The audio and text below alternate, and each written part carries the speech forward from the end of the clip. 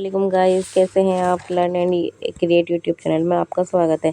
पहले वीडियो में मैंने आपको ऑटोट्रॉफिक न्यूट्रिशंस के बारे में बताया था और आज की वीडियो में मैं आपको हेटेरोट्रॉफिक न्यूट्रिशंस के बारे में बताऊंगी गाइस। सो चलिए हम स्टार्ट करते हैं।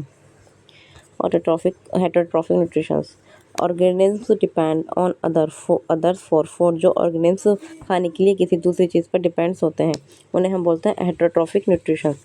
एग्जांपल्स जैसे कि ह्यूमंस हो सकते हैं, एनिमल्स हो सकते हैं, क्योंकि हम ह्यूमंस लोग भी डिपेंड रहते हैं। एग्जांपल क्या है हमारे ह्यूमंस, है ना, और एनिमल्स। ठीक है, ये हमारे एग्जांपल्स हैं गाइस। अब बात करते हैं टाइप्स। Holozoic, saprophytic, parasitic.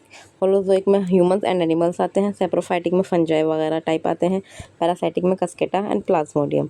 ठीक है, आपको एग्जाम में अगर ज़्यादा हेटेरोट्रॉफिक न्यूट्रिशन के बारे में मालूम किया जाए तो आप ये डेफिनेशंस और टाइप्स लिख सकते हैं। ये उन बच्चों के लिए है, ये सिर्फ शॉर्ट नोट्स उन्हीं बच्चों के लिए हैं जो बच्चे स्टडी नहीं कर पाते, फिर उनको एग्ज़ाम टाइम में प्रिपरेशन कैसे करें, तो सिर्फ उन लोगों के लिए। जो बच्चे डीपली स्टडी करते हैं बहुत अच्छी चीज़ है, लेकिन जो बच्चे नहीं पढ़ पा रहे हैं फिर उनको एग्ज़ाम टाइम में पढ़ने के लिए शॉर्ट नोट्स चाहिए होते हैं, तो ये सिर्फ उन बच्चों के लिए गाइस। तो अब हम बात करते हैं होलोजोइक। होलोजोइक में 5 स्टेप्स आते हैं: injection, digestion, absorption, assimilation and digestion, जिसको हम आगे डिस्कस करने वाले हैं गाइस। सेकंड है सैप्रोफाइटिक। सैप्रोफाइटिक में क्या आता है, फंजाई आते हैं। फंजाई किस चीज़ को यूज़ करते हैं, feed on dead and decaying matter. वो किसको खाते हैं, डेड एंड डिकाइंग मैटर्स को, तो यानी वो भी दूसरों पर डिपेंड हो, तो वो किस कैटेगरी में आते हैं, सैप्रोफाइटिक। अब आते हैं पैरासाइटिक। पैरासाइटिक में आते हैं कस्केटा, प्लाज्मोडियम। ठीक गाइस, अब हम चलते हैं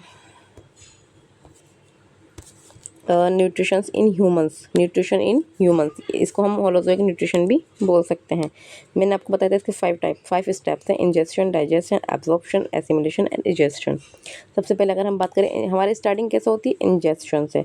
उसमें क्या होता है, उसका मतलब होता है टेकिंग इन फूड। जब हम माउथ में खाना हमारे एंटर होता है तो उस प्रोसेस को बोलते हैं इंजेक्शन।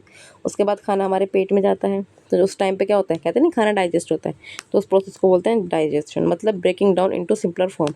जब हमारा फूड ब्रेक डाउन हो जाता है सिंपलर फॉर्म में। थर्ड आता है absorption. Nutrients absorb by blood. जो हम खाना हमारा डाइजेस्ट हुआ उसके बाद कहीं ना कहीं एब्जॉर्ब भी तो होगा ना, जब वो ब्रेक डाउन हो गया यानी डाइजेस्ट हो गया तो उसको कहीं ना कहीं तो एब्जॉर्ब करेंगे ना, तो वो किसके थ्रू एब्जॉर्ब हो जाता है, हमारे ब्लड में, वो हमारे ब्लड के थ्रू एब्जॉर्ब हो जाता है। फिर उसके बाद जो न्यूट्रिएंट्स हमारे ब्लड में एब्जॉर्ब हो गया उसके बाद क्या होता है, एसिमिलेशन होता है। एसिमिलेशन प्रोसेस में क्या आता है, न्यूट्रिएंट्स यूज्ड बाय सेल्स। जो न्यूट्रिएंट्स हमारी बॉडी में एब्जॉर्ब हुआ है फिर वो किसके थ्रू यूज़ हो जाते हैं, सेल के द्वारा। ठीक है, point 5 ejection, removal of undigested waste. हमारी बॉडी में जितना भी अनडाइजेस्टेड वेस्ट होता है वो सब निकल जाता है, उस प्रोसेस को बोलते हैं इजेक्शन गाइज। आज के लिए बस इतना ही, बाकी आगे मैं अपनी नेक्स्ट वीडियो में आपको गाइज शॉर्ट नोट्स और दूंगी इस टॉपिक से रिलेटेड। बाय, अल्लाह हाफिज़, टेक केयर गाइज।